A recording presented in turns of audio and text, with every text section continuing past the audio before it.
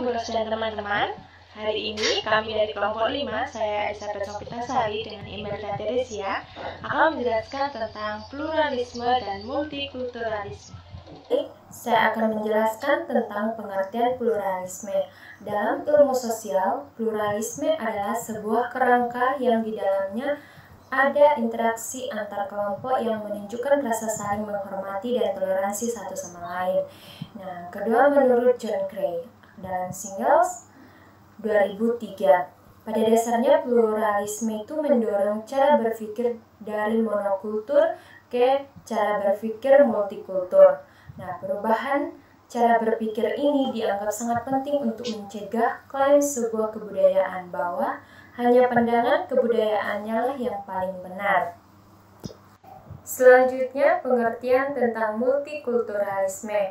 Multikulturalisme adalah filosofi yang kadang-kadang ditafsirkan sebagai ideologi yang menghendaki adanya persatuan dari berbagai kelompok kebudayaan dan hak dan status sosial politik yang sama dalam masyarakat modern. Nah, secara etimologis, multikulturalisme itu terdiri atas multi yang berarti plural, kultural yang berarti kebudayaan, dan isme yang berarti aliran atau kepercayaan. Nah, pengertian secara sederhananya multikulturalisme itu adalah paham atau aliran tentang budaya yang plural. Selanjutnya, perbedaan pluralisme dan multikultural.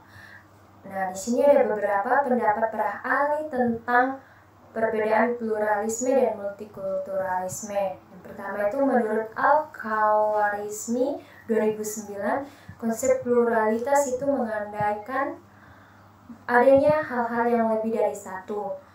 Keragaman menunjukkan bahwa keberadaan yang lebih satu itu berbeda-beda, heterogen, bahkan tidak dapat disamakan.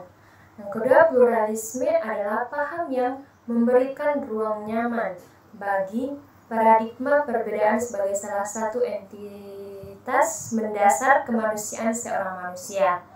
Yang ketiga itu menurut R.C. Moore dan S. Griffon.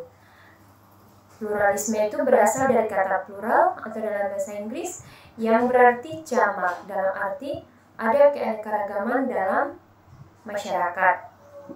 Adapun multikulturalisme menuntut masyarakat untuk hidup dengan toleransi dan saling pengertian antar budaya. Nah, di sini dalam multikulturalisme ini menuntut kita bahwa kita harus saling pengertian antar budaya kita dan saling menghargai sesama antar budaya. Selanjutnya, perjalanan multikulturalisme di Indonesia. Nah, bangsa Indonesia itu memiliki bermacam-macam kebudayaan yang dibawa oleh banyak suku, adat istiadat yang tersebar di seluruh dunia. Nah, di sini ada beberapa suku yang majemuk seperti suku Jawa, suku Madura, Batak, Dayak, Asmat, dan lainnya. Nah, semua itu memiliki keunggulan dan tradisi yang berbeda-beda dengan yang lainnya. Huntington meramalkan bahwa keanekaragaman di Indonesia itu harus diwaspadai. Yang pertama itu adanya paham sukuisme. Di sini, paham sukuisme akan membawa pada perpecahan seperti konflik, contohnya itu di Timur Timur, di Aceh, di Ambon, dan yang lainnya. Nah, konflik tersebut itu akan muncul ketika ada perselisihan antara masyarakat atau provokator yang sengaja menjadi penyulut atau pemancing konflik tersebut karena tidak menginginkan Indonesia yang utuh dan kukuh dengan keanekaragamannya. Yang kedua itu Sumpah Pemuda pada tahun 1928. Di sini munculnya Sumpah Pemuda itu pada tahun 1928 merupakan kesadaran akan perlunya mewujudkan perbedaan sekaligus untuk membina kesatuan dan kesatuan. Nah, dengan munculnya Sumpah Pemuda pada tahun 1928 itu, bahwa multikulturalisme itu juga tetap akan dijunjung tinggi. Karena pada waktu itu persiapannya itu merupakan salah satu dalam sidang BPUPKI. Selanjutnya, kegamangan multikulturalisme di Indonesia. isu-isu politik dan kebudayaan pada tahun reformasi, tepatnya di tahun 1998 di Indonesia, menjadi titik tolak. Isu-isu tersebut mengemuka dan berkembang dengan sangat pesat. Nah, di sini kita sudah tahu bahwa pada tahun 1998 itu adanya krisis moneter, lalu ada demo besar-besaran, kemudian ada beberapa etnis, golongan itu merasa dirugikan, serta adanya diskriminasi pada golongan-golongan tertentu. Nah, pada multikulturalisme bukanlah doktrin, melainkan cara pandang dalam memandang keanekaragaman yang ada di kehidupan manusia, baik itu keanekaragaman ras, suku, budaya, agama. Dan multikulturalisme ini juga harus diimplementasikan dalam suatu kebijakan yang berguna sebagai pengelolaan perbedaan budaya pada suatu negara. Jadi dalam multikulturalisme ini juga harus diimplementasikan caranya, yaitu sebuah negara tersebut membuat suatu kebijakan. Nah, kebijakannya ini untuk mengelola perbedaan budaya sehingga tidak ada lagi diskriminasi pada golongan tertentu, ada minoritas atau mayoritas. Yang ketiga yaitu model multikultural etnik.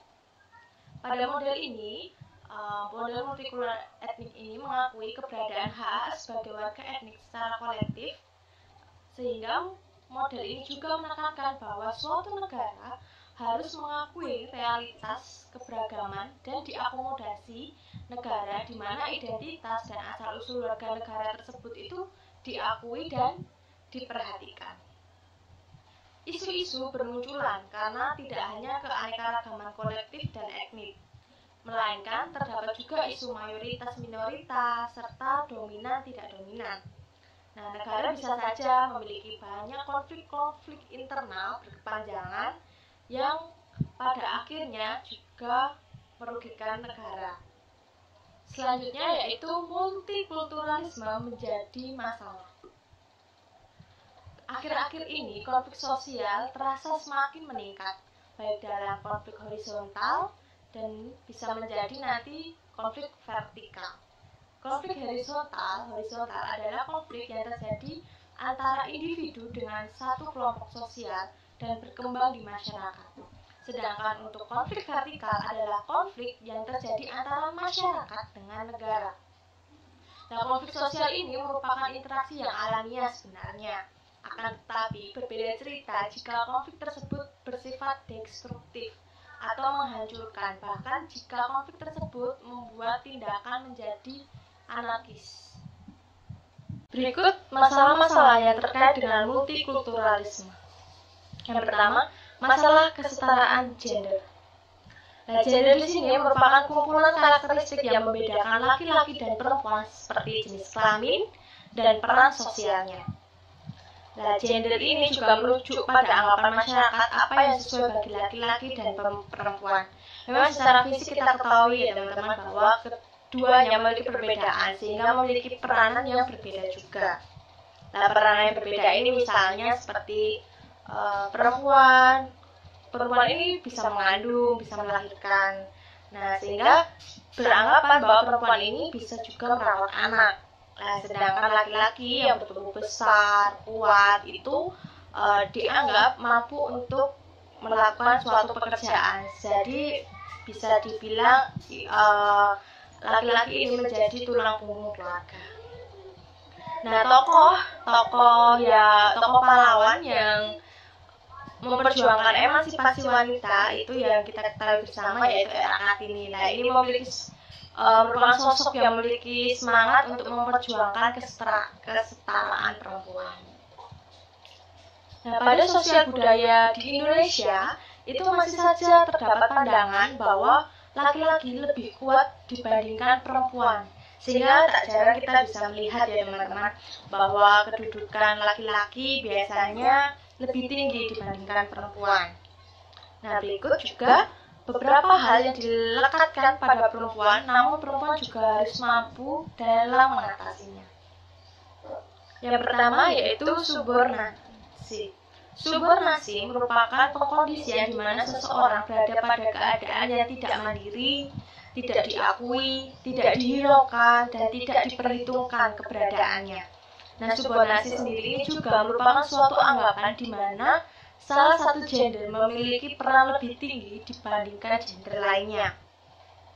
Dan yang kedua yaitu marginalisasi. Nah, marginalisasi merupakan suatu proses peminggiran seseorang maupun masyarakat. Pihak yang tidak diuntungkan ini menjadi nanti dimiskinkan. Nah, marginalisasi ini juga merupakan pengabaian hak-hak yang seharusnya didapatkan. Jadi yang harusnya didapatkan ini diabaikan haknya, sehingga orang yang bersangkutan tidak mendapatkan hak-hak yang harusnya mereka terima. Selanjutnya beban ganda. Nah, beban ganda ini merupakan situasi di mana beban diberikan kepada perempuan yang bekerja di luar rumah dan masih harus memiliki tanggung jawab atas pekerjaannya yang lain. Jadi sehingga memiliki beban kerja lebih dari satu. Jadi beban kerjanya bertambah lebih dari satu. Selanjutnya yaitu kekerasan. Nah, kekerasan ini biasanya terjadi pada seorang perempuan, di mana adanya pihak lain membuat keadaan menjadi tidak nyaman. Jadi kekerasan yang dimaksud di sini itu suatu pemberian keadaan yang membuat keadaan tersebut itu tidak nyaman, memberikan suatu perilaku yang membuat keadaan tersebut itu tidak nyaman. Nah, tak jarang juga perempuan mengalami kekerasan baik verbal maupun fisik karena perbedaan gender. Ya, karena tadi perempuan dianggap lemah. Lalu yang selanjutnya stereotype merupakan pemberian label secara negatif terhadap pihak lain dalam sebuah relasi. Label-labelan ini bisa terjadi dikarenakan adanya relasi kekuasaan yang mempengaruhinya. Label-labelan negatif dilakukan oleh pihak yang dominan, yang merasa dominan secara terus-menerus dan menyebarkan pada masyarakat secara luas. Yang kedua yaitu masalah kesetaraan bangsa dan ras. Dalam membangun keharmonisan dan saling tidak terlibat konflik, untuk itu perlu menggunakan loyalitas. Nah, negara-negara yang multi etnis ini menggunakan kebudayaan sebagai identitas nasionalnya. Lalu menurut William A. Haviland tahun 1999, terdapat 3 hal yang perlu diperhatikan. Yang pertama, definisi ini tidak pasti. Tidak adanya kesepakatan tentang jumlah perbedaan gen untuk membuat sebuah ras. Jadi dalam membuat sebuah ras itu tidak ada definisi pastinya bahwa kesepakatan jumlah gen pada sebuah ras itu harus berapa. Itu tidak ada kesepakatannya. Kemudian yang kedua, melalui definisi biologis. Tidak semua ras memiliki gen yang sama, bisa saja merupakan campuran. Dalam suatu ras ini biasanya gennya itu tidak sama, ada yang tidak sama. Jadi gen A menikah dengan gen B misalnya. Nah, di sini sehingga adanya campuran gitu. Lalu yang ketiga, biologis ras adalah bahwa individu dari suatu ras tersebut belum tentu bisa dibedakan dengan individual dari ras yang lain. Nah, ini merupakan akibat dari keterbukaan gen ras. Nah, keterbukaan gen ras yaitu yang nomor 2 tadi itu merupakan keterbukaan gen ras, yang dimana tidak semua ras memiliki gen yang sama, jadi bisa saja campuran. Yang ketiga, masalah ideologi dan politik. Perbedaan paham ideologi dan politik sering terjadi pada negara demokrasi. Seperti negara Indonesia ini termasuk demokrasi ya teman-teman. Jadi negara yang menganut demokrasi ini juga memiliki ruang untuk memecahkan masalah yang dihadapinya. Nah, menurut H.M. Amin Rais tahun 2002, terdapat 4 prinsip untuk menjaga kedamaian dan kerukunan. Itu antara lainnya, pihak mayoritas tidak boleh mendikte minoritas, dan minoritas juga tidak boleh mencoba untuk mendominasi. Nah, di sini meskipun mayoritas itu sebenarnya kita tidak boleh untuk mendikte yang minoritas. Jadi sama-sama merangkul sebenarnya. Lalu minoritas tidak boleh mencoba mendominasi. Mendominasi di sini maksudnya karena minoritas kan sedikit lah, mayoritas itu kan banyak. Jadi diharapkan untuk tidak mendominasi. Lalu yang kedua, adanya perlakuan hukum yang sama tanpa melihat latar belakang budaya, suku, ras, dan agama. Nah, ini sangat penting. Jadi tidak ada diskriminasi dari golongan tertentu. Jadi semuanya sama, diperlakukan sama hukumnya. Ketiga, yaitu setiap warga negara berhak mendapatkan pekerjaan atau mendirikan perusahaan tanpa melihat latar belakang agama, budaya, ras, dan etnis. Nah, ini tentu saja, jadi semua warga negara Indonesia ini juga berhak mendapatkan hak-haknya seperti hak mendapat pekerjaan atau mendirikan suatu perusahaan tanpa melihat latar belakangnya, latar belakang budaya maksudnya, seperti ras, etnis, agama. Kemudian yang keempat, pemimpin nasional harus memiliki kebijaksanaan untuk mengatur keadilan dan kebijaksanaan antara kelompok etnis di Indonesia. Jadi pemimpin nasional seperti presiden begitu harus memiliki kebijaksanaan, tidak boleh berat sebelah, di etnis yang sebelah golongan tertentu. Jadi harus bijaksana dalam mengatur keadilan maupun kebijakannya. Yang keempat, masalah kesenjangan ekonomi dan sosial. Nah, perlu keadilan dalam penegakan hukum apabila terjadi diskriminasi di sini. Jadi diharapkan tidak ada diskriminasi baik antara si miskin ataupun si kaya, yang berkuasa ataupun tidak berkuasa. Jadi keadilan yang dimaksud adalah adanya keseimbangan dan proporsional. Jadi seimbang, tidak berat sebelah. Lalu seperti yang kita biasa dengar, hukum jangan sampai tajam ke bawah, tumpul ke atas. Nah, itu jadi harus ada keseimbangan dan proporsional, tidak ada diskriminasi di dalamnya. Ya, kesimpulannya, pluralisme merupakan kerangka atau landasan yang di dalamnya terdapat interaksi sosial di mana adanya rasa toleransi antara satu sama lain, dan multikulturalisme adalah implementasinya dalam masyarakat di mana masyarakat dituntut untuk hidup penuh toleransi. Nah, perbedaan suku, agama, ras, budaya pada suatu negara dapat menimbulkan konflik-konflik internal di mana dapat merusak suatu negara jika tidak segera ditangani. Oleh sebab itu, kita sebagai warga negara dituntut untuk bisa mencari jalan keluar atau tengah dalam konflik-konflik yang terjadi tanpa harus ada kekerasan di dalamnya. Untuk sarannya bagi pemimpin negara dan jajarannya, dalam membuat peraturan, kebijakan, dan hukum, sebaiknya yang bijak dan tidak mendiskriminasi suatu golongan tertentu. Lalu untuk kita sebagai warga negara, ya, kita meningkatkan rasa toleransi kembali antara sesama warga negara, serta tidak mendiskriminasi suatu golongan tertentu. Dan kita juga harus membuka mindset kita bahwa golongan tertentu juga memiliki hak yang sama dengan kita. Jadi tidak ada mindset kamu dari Jawa, kamu dari Sumatera, kamu dari Madura, kamu harus gini-gini. Nah, kita itu semua sama. Selama kita berada di negara Indonesia, kita mendapatkan hak-hak yang sama. Demikian presentasi dari kelompok 5. Saya dan Imelda mengucapkan terima kasih atas perhatiannya. Selamat siang Bu Ros dan teman-teman.